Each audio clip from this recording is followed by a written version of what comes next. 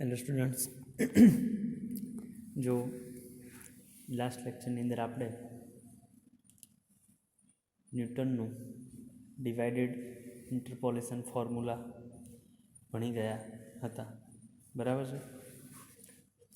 એ interpolation formula પ્રમાણે આપણને જો એક્સની અલગ અલગ વેલ્યુ x1, x2, x3 અને એના લગતી વેલ્યુ fx1, fx2, fx3 આપેલી હોય તો એ વેલ્યુનો યુઝ કરીને આપણે ફંક્શનની કોઈપણ પોઈન્ટ આગળની વેલ્યુ નીકાળી શકીએ છીએ, બરાબર છે.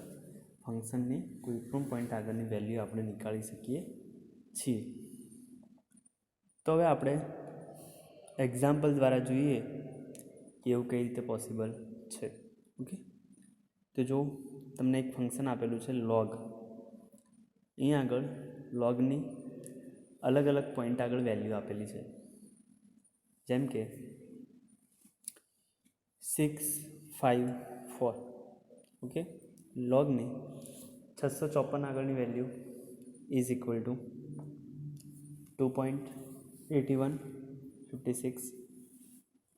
લોગની 658 આગળની value log 658 is equal two 2.8182.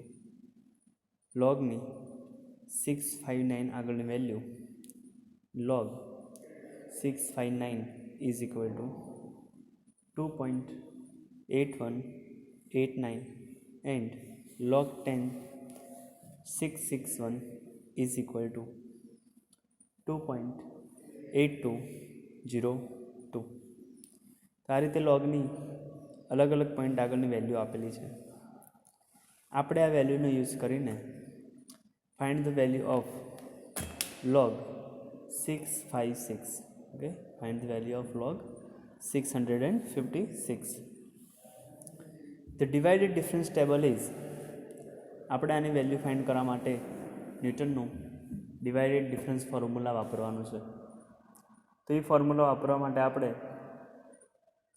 Divided difference table બનાવીશું. આ ટેબલની અંદર પહેલાં આપણે એક્સની વેલ્યુ લખીશું. તો એક્સની વેલ્યુ છે 654, 658, 659 અને 661. 654, 658, 659, 661. fxની વેલ્યુ 654 આગળ 2.8156 છે.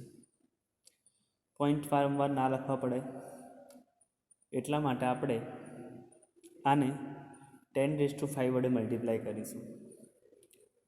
10⁵ વડે મલ્ટીપ્લાય કરવાથી આપણને મળશે 281,560, 281,820. log 658ની કિંમત, log 659ની કિંમત 281,890 અને log 661ની કિંમત 282,020. ફર્સ્ટ ડિવાઇડેડ ડિફરન્સ હવે આપણે લખવાના છે. ફર્સ્ટ ડિવાઇડેડ ડિફરન્સ લખવા માટે આપણે સૌપ્રથમ આ વેલ્યુમાંથી આ વેલ્યુને બાદ કરશું અને એ વેલ્યુને ડિવાઈડ કરીશું આ વેલ્યુમાંથી આ વેલ્યુ. મતલબ 281,820 માઇનસ 281,560 ડિવાઇડેડ બાય 658 માઇનસ 654. આ બાદબાકી અને ભાગાકાર આપણને મળશે 65. આ જ રીતે આપણે 281,890 માઇનસ 281,820 ડિવાઇડેડ બાય 859 માઇનસ 658. આ ભાગાકાર આપણને આપશે 70. એ જ રીતે third divided difference this minus this divided by this minus this. Okay, first divided difference આપણને મળશે 6, 5, 70 અને 65. આ વેલ્યુ પણ 10⁵ વડે મલ્ટીપ્લાય કરેલી છે. હવે આપણે સેકન્ડ ડિવાઇડેડ ડિફરન્સ એટલે કે આ વેલ્યુમાંથી આ વેલ્યુને બાદ કરીને ભાગાકાર કરીશું આ વેલ્યુમાંથી આ વેલ્યુ. તો 70 માઇનસ 65 અપોનમાં 659 માઇનસ 654. ઓકે, એ આપણને મળશે 1.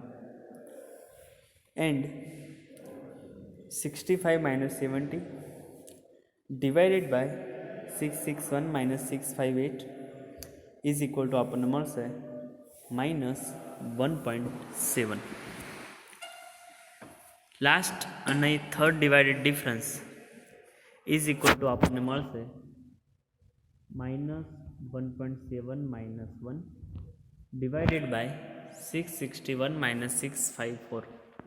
661 માઇનસ 654 ઇઝ ઇક્વલ ટુ થશે -0.37. -0.37 આપણને મળે છે. તો આ છે first divided difference, second divided difference, third divided difference and fourth divided difference. Sorry, આ એફએક્સની વેલ્યુ છે. આ છે first divided difference. Okay, this is second divided difference and this is third divided difference. હવે આપણે વેલ્યુ ફાઇન્ડ કરવા માટે Newton's divided difference ફોર્મ્યુલાનો use કરીશું.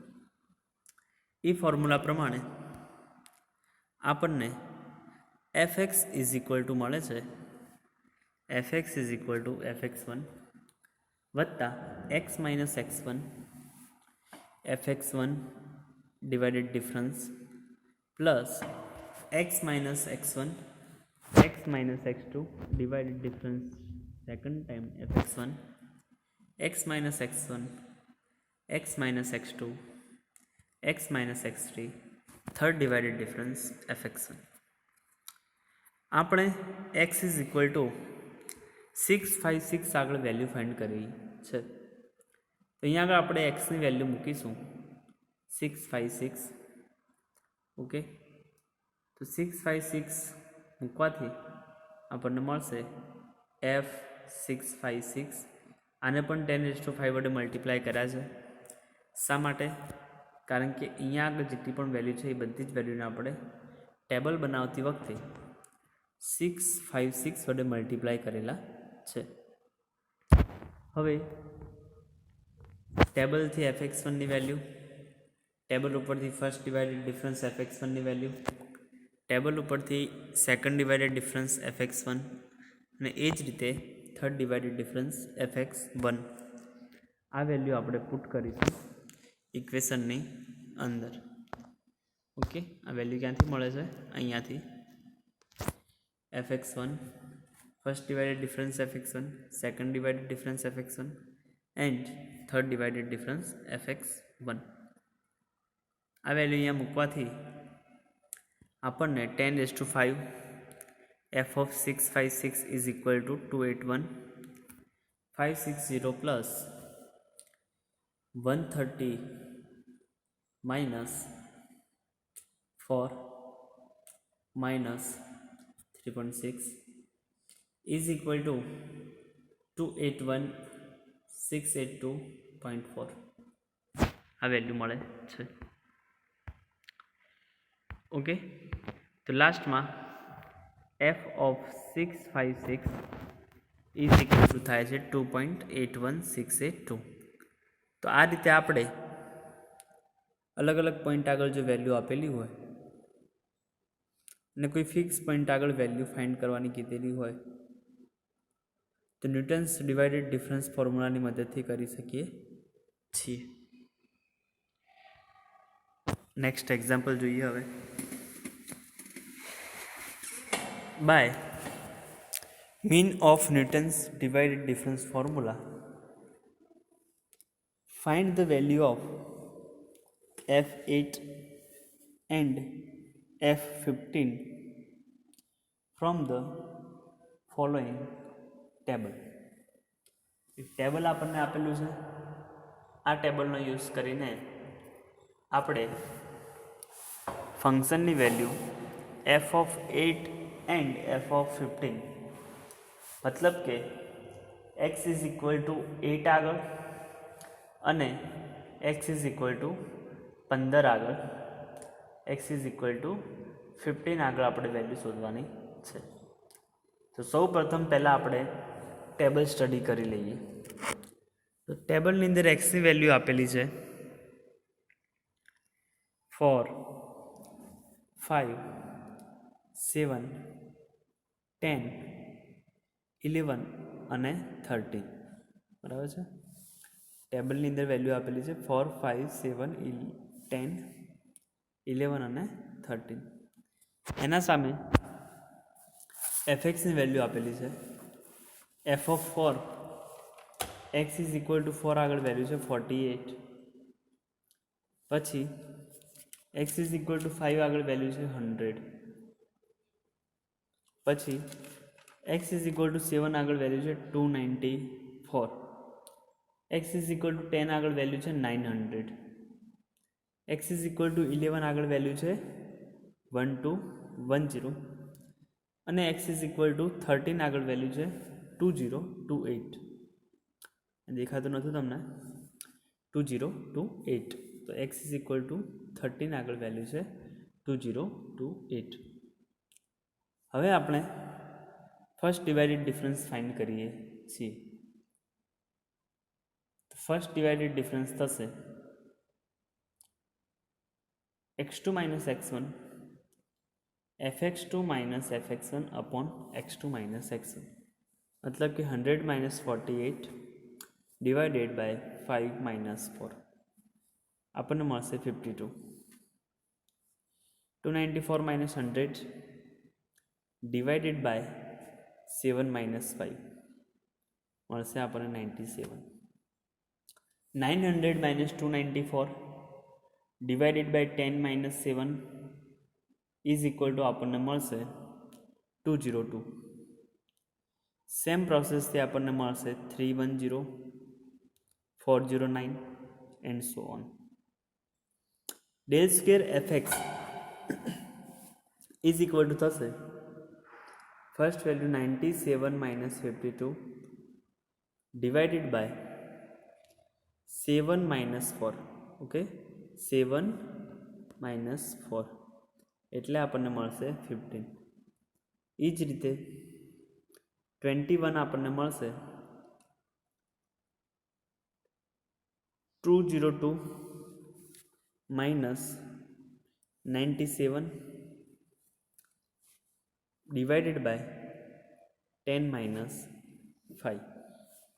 202 minus 97 by 10 minus 5 is equal to થશે 105 divided by 5 is equal to આવશે 21. એ જ રીતે 27 અને 33 આપણને મળે છે. ડેલ ક્યુબ એફએક્સની અંદર આપણને વેલ્યુ આપેલી છે 1, 1 અને 1. તો હવે આના ઉપરથી ન્યૂટન્સ ડિવાઇડેડ ફોર્મ્યુલા આપણે લખી શકીએ. fx is equal to fx1 plus x minus x1 first divided difference fx1 વત્તા x minus x1 x minus x2 second divided difference x2 x3 and so on third divided difference. હવે for f8ની value find કરવા માટે આપણે x is equal to 8 મૂકીશું. So by putting x is equal to 8, f of 8 is equal to 48 plus 4 cross 52 plus 4 cross 3 cross 15 plus 4 cross 3 cross 1 cross 1 is equal to 48 plus 208 plus 180 plus 12. આ ઇક્વેશનની અંદર આપણે જે Newton's divided difference formula લખેલું છે એ ઇક્વેશનની અંદર આપણે fx1ની કિંમત table ઉપરથી લાવીશું, xની કિંમત 8 મૂકીશું, x1 આપણા 4 છે તો 8 માઇનસ 4, પછી delta first divided difference fx1, second divided difference fx2. આ બધી જ કિંમતો ટેબલ ઉપરથી લાવીને આપણે સિમ્પ્લિફિકેશન અથવા એક્સપાન્શન કરીશું તો આપણને f8 ઇઝ ઇક્વલ ટુ 448 મળશે. આ જ રીતે x ઇઝ ઇક્વલ ટુ 15 મૂકીને પણ આપણે f(15) નો આન્સર લાવી શકીએ છીએ, જે તમારે હોમવર્કમાં કરવાનું રહેશે. આજના માટે આટલું જ. નેક્સ્ટ લેક્ચરની અંદર આપણે આના ઉપર વધારે એક્ઝામ્પલ જોઈશું.